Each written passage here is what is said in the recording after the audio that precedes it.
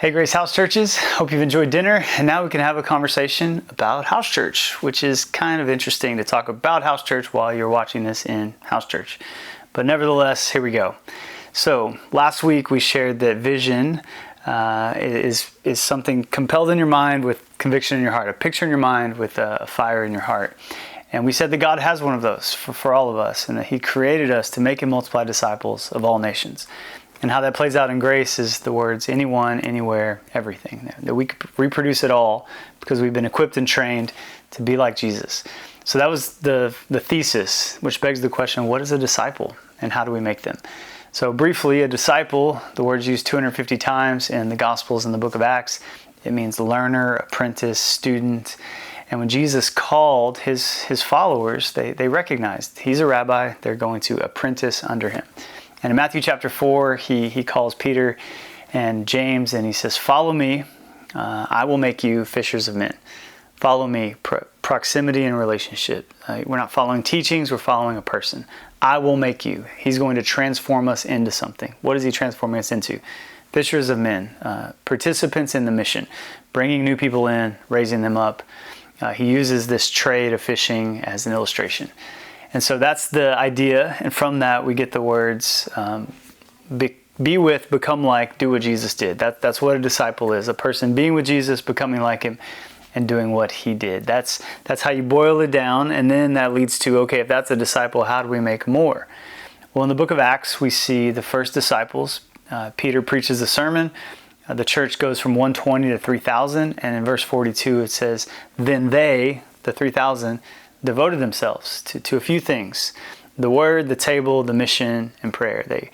They gathered around the apostles' teaching, they ate together, they prayed together, and they participated in mission together. And so this is the logic by which we get house church.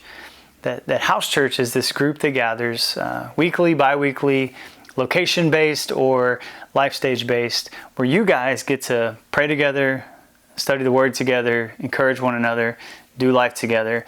Live out the one another's of scriptures. There's 59 one another's. Love each other, serve each other, submit to each other, be kind and compassionate to one another. Most of which you can't do on a Sunday morning. So the design is that in house church, you guys would be the church to one another. You would experience all that God has for his people in the smaller group as you gather together in the larger group to hear the word and worship as well. And so that's the apologetic for house church. Now within the group of house church, there are also these things called huddle, which some of you know about, some of you don't. Please don't let that get weird. But the design, and the problem is we've grown too quickly. Our growth outpaced our scale, so forgive us. But the design is that for those of you who faithfully attend house church, show up, some of you have joined our church officially and become members, that we would commit to you to make you into a disciple, and that you would allow us to walk with you in that process. So huddle is a group of 4 to 6 to 8 same gender people within house church that are repenting of sins, walking life at a deeper level. Think of like Jesus and the three. And then you guys are actually experiencing the joy of vulnerability and access. And these are the people that don't just know your sin like they've heard about it. They've actually seen you commit your sin. And they can hold you to it. They can challenge you and invite you into life.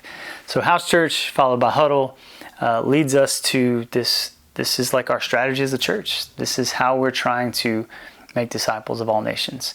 And so I closed out the sermon by asking you, what's your next step?